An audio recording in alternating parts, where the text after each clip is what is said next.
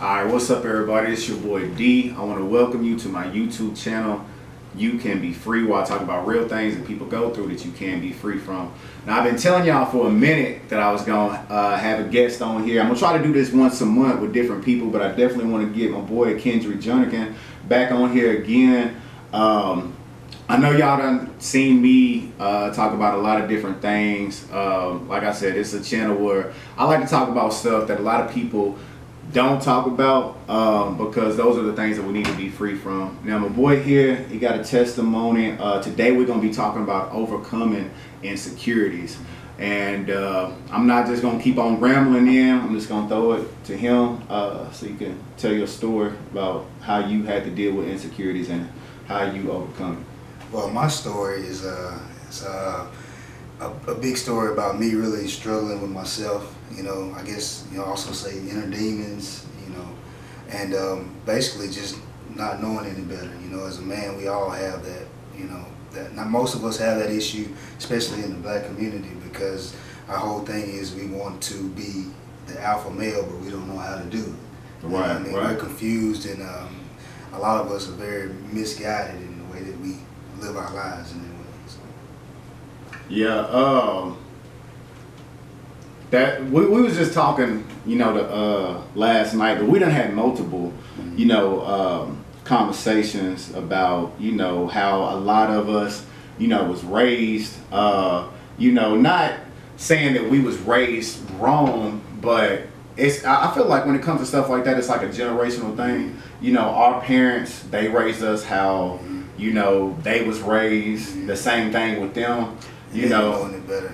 Right. And so it's like me looking at things now, you know, when we were talking about last night about, you know, mentoring like kids and stuff like that, you know, I feel like that I think a lot of times, man, when it comes to the things that we were taught,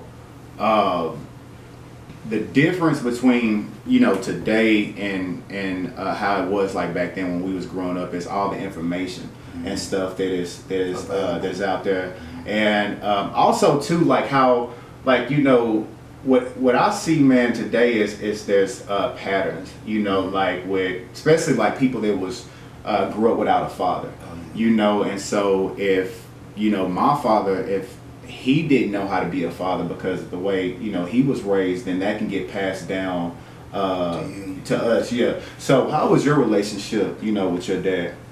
My relationship with my dad as a kid was a great one. You know, he taught me things. He was my coach, but the biggest thing was the passion of my father.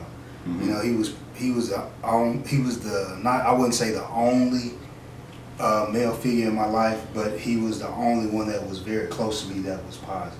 So when I lost my father, I kind of went into a spiral of like we say, insecurities. You know, very misguided. You know, you're looking for examples in other places. And, you know, a lot of times those examples are not the best ones. You know what I'm saying? Yeah.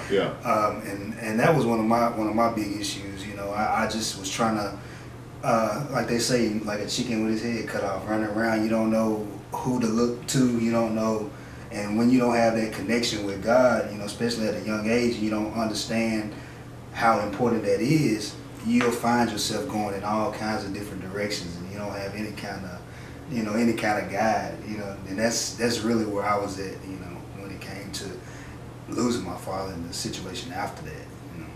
So what do you think? What would you say was the number one thing that you struggle with? Because we all got different insecurities that we have dealt with at one point in time in our life. So what was like your insecurity? Like what was the thing that you struggled with? I would say one of my greatest insecurities was just how people saw me. You know, it was it's when it came to women, when it came to just a situation, any situation where there were others involved. Because if I felt like, there was one point where I felt like if there was somebody I felt was strong in the room, I didn't want to be there, or either I went over the top. You know what I mean? It was just very insecure, you know, and even to the point where I know I ruined some of my own relationships because, you know, I didn't feel secure, you know, as a man, you know, and it's just being honest. you know, I didn't have that maturity and knowing how to deal with that sort of thing. And that was one of my biggest things, and until it got to a point where I had to look at myself and I had no choice but to either go further down or go up. You know what I mean? That's kind of the place that I was at when my life started to change. Now, I like something you said, man.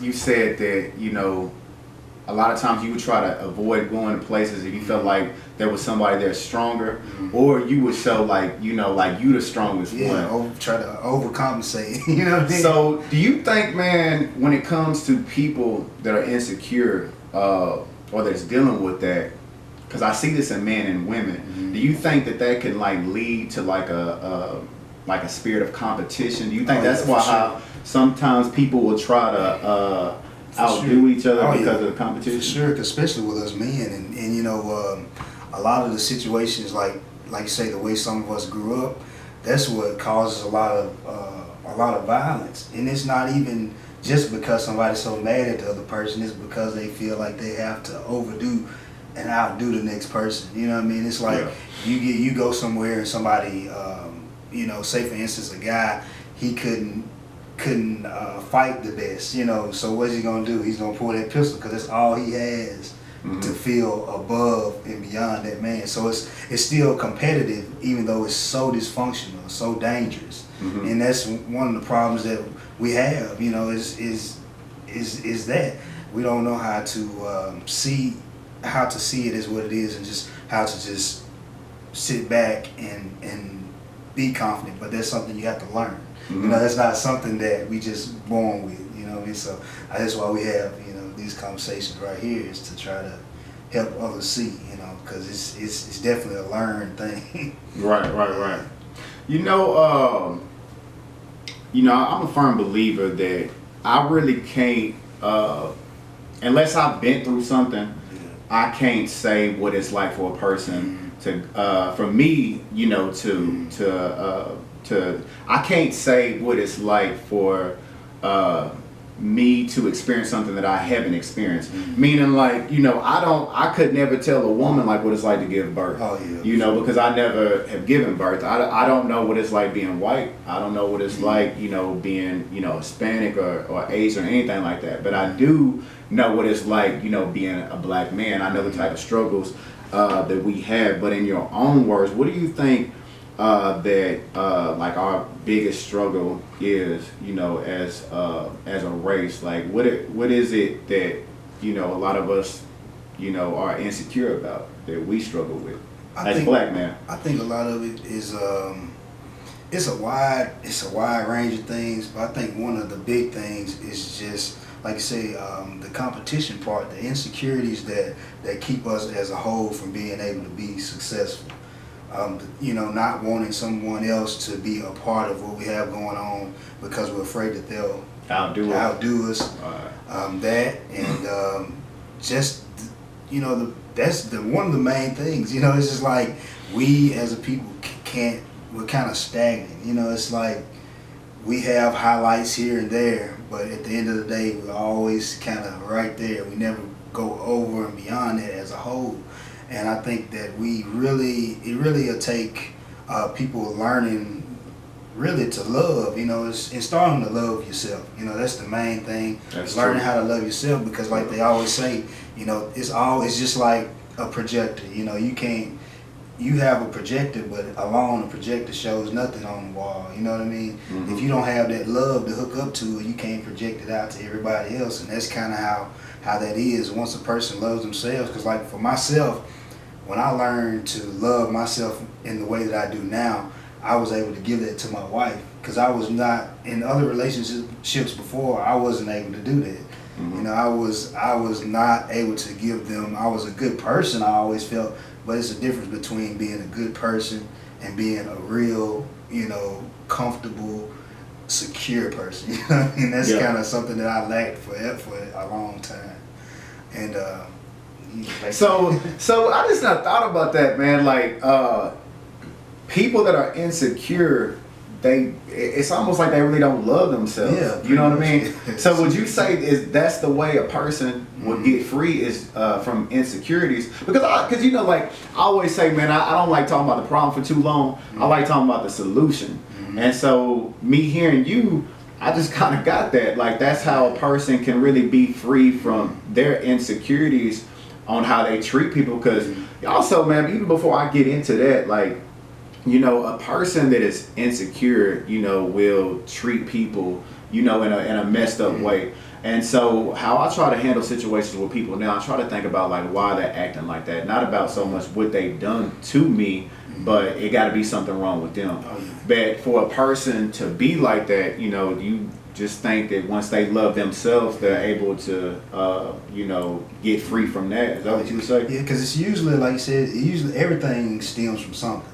Yeah. So it's usually a hurt, you know, from, like we said before, abuse, different things like neglect, you know, especially neglect of a parent, abuse of a parent from a parent, things like that really do affect people. And what I've noticed from a lot of people I've been around and with myself is that is a pattern that you see over and over and over. You know, a lot of guys that, not including myself in this case, because you know my mother was always, you know, around and always, but a lot of guys that I knew that had mothers that weren't the greatest mothers due to whatever situation, maybe they were strung out on drugs or something. A lot of them, they had a lot of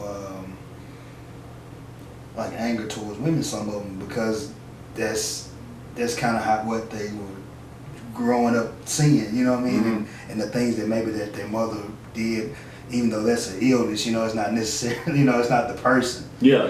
But that's something that I've seen, because it's kind of like that with my cousin.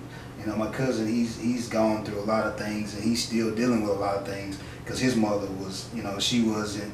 Did she have like a problem, like as far as like a mental problem, or she just had issues? She got on the drugs. She was in jail. I mean, man, as far as in prison for, man, more than I can remember. You know, it's most of our lives. So he kind of has a struggle with that, and he's in and out. You know, he's in and out himself. And I talk to him every day because I'm trying to help him, you know, see and be able to get past those things.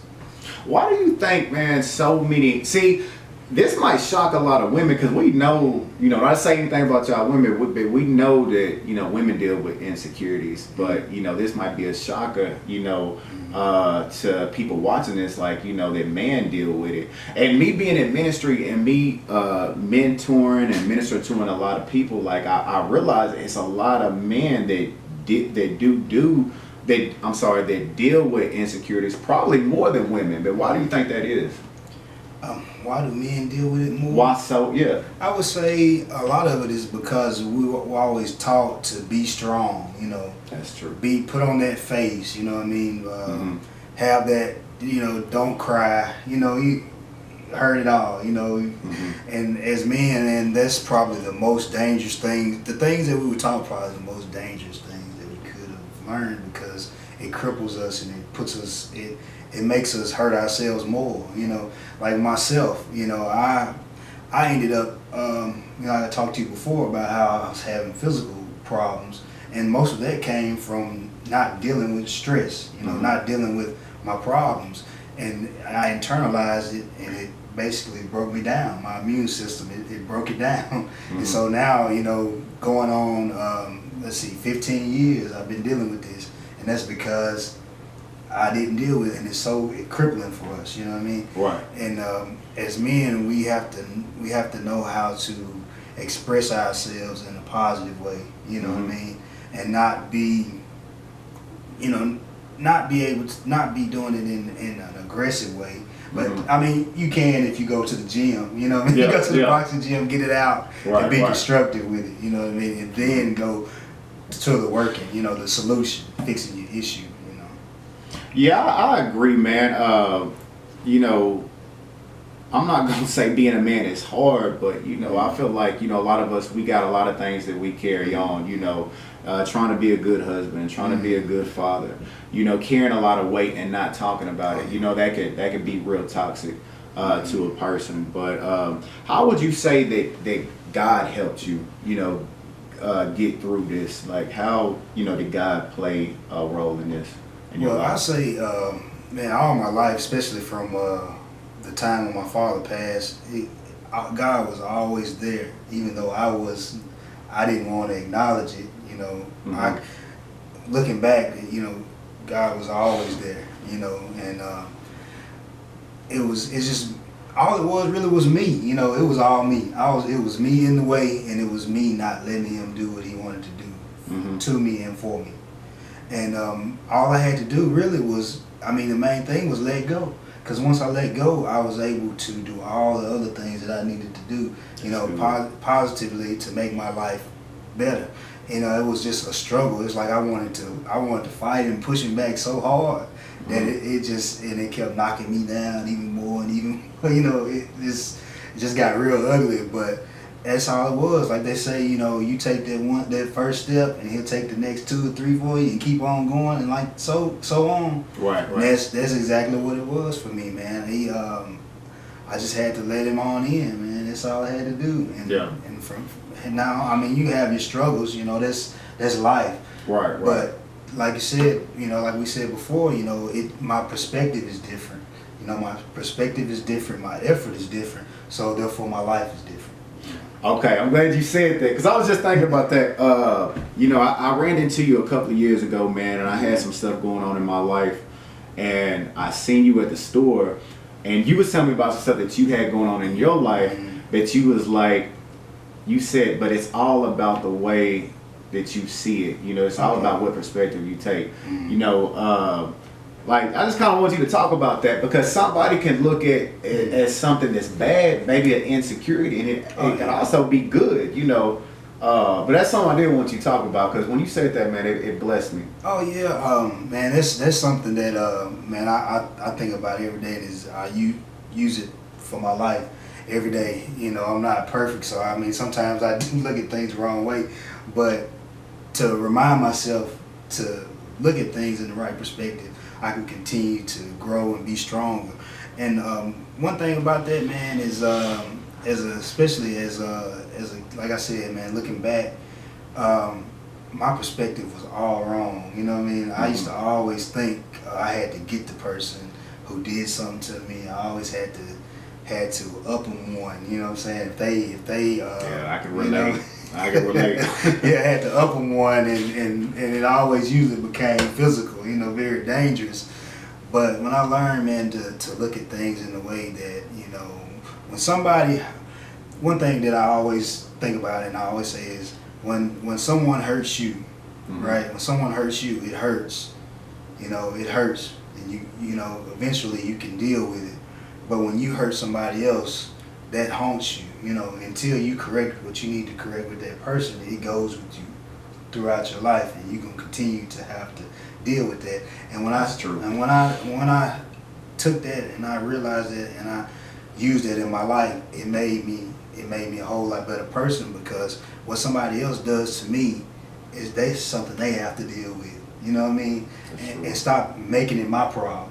And making it their problem. Now they have to fix what they do, but me, I don't have to fix what I do, because I haven't done anything now. You see what I'm saying? Right. All I would have to do now is try to be there for that person, because that same person that did something to me, I might need to talk to later, and they might need some information from me that they haven't been through, or something to help them become a better person, and vice versa, because we're all still learning. There's always a situation that can happen where we might learn something different, to grow on. I like that, man. I'm gonna have to watch this for myself, man. That's good, man. Something I keep hearing, man, too, you had said this before, and I kind of went past it, but you was talking about, like, when you were about your relationships. I don't know if you're talking about friendships or dating, but like, if you're insecure, that can affect that. So for women, like, that has, like, been with a man that has did them wrong, like, what are, like, signs of that? Like, when a man is kind of treating a woman wrong in a relationship, they could be thinking there's something wrong with them, but it could actually be like an insecurity. Like, how would you say, like, maybe just what or things that you've done or things that you've seen, when a woman can get hurt dating somebody that's insecure? Oh yeah, it can be very dangerous, man. The insecurities, Now with myself, it has not gone this far. Thank God, it hadn't gone that far. But insecurities is what, it goes as far as murder. Guys. Jealousy. Jealousy. Okay, Insecurities that create a jealous heart. And a person who don't feel valuable. They a lot of times they'll take that energy out on somebody else and think that and make it somebody else the issue, and it goes as far as them, killing somebody because they're jealous of maybe the friendship that they have or anything like that, man. So it's very dangerous. That's why it's with very an insecure person. Yeah, it is, and you don't have to look at it like it's that person. Mm-hmm. But it's just like any other. It's just like any other thing. If somebody has a severe mental illness, in which that can be considered mental, and spiritual illness. Yeah. It's like you can love them, but you have to know that person needs help. Just like drugs. On drugs, you can't let yourself suffer for the person, but you can still show love and help them. You know what I mean? Still be there for them, but don't let them bring you down in the process. Right. Yeah. One last question, man. When it comes to insecurities, that people can be insecure for a lot of different reasons. For sure. Some people are insecure because, man, they've been picked on, or they've done had people notice, something about them that they can't help. It may be like a certain look that they got, or because of their skin color, they might be like real pale, real dark, real short, real big, or something like that. When it comes to stuff like that, man, or it might be something else, man. It might be something that happened to them that is scarred. I just want to know, what advice would you have for people that have, because a lot of times, man, like if we're talking about men, but women too, a lot of people, man, are in their 30s, 40s, 50s, 60s, and they never have gotten over something that happened to them, or some people could be bad at God because they like, why did I have to, grow up with this dysfunction?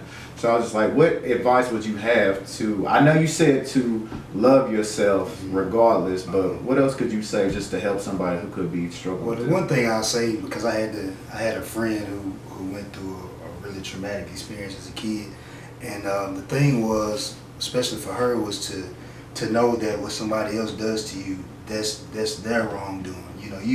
You didn't do the crime. You know what I mean? You didn't violate yourself. So you shouldn't have to carry that on with you for the rest of your life. Like if somebody got molested or something. Yeah. You don't have to carry that with you as something bad, because it's not your burden to carry. You know what I mean? Mm-hmm. That's what they did wrong. They did that to you. Right. And, that's kind of the main thing. And when it comes to like a lot of other things, you have to know that whatever it is, especially if it's a physical thing, that's not who you are. That's just part of your life. It's part of your body. It's part of your look. But your spirit is what counts. Everything else is extra.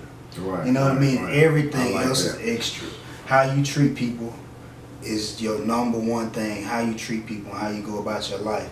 Because if that person is sitting there talking about you, more than likely they have some kind of issue with themselves. Why do they feel like they have to talk about you? You know what I'm saying? Yeah. So it's like, sometimes you just have to look at it like when I was telling you before, like we was talking that about the guy who was always trying to belittle people. It was, and then I found out that this guy, he tried to do things to himself, physically harm himself. Right. So it's like, it's usually something.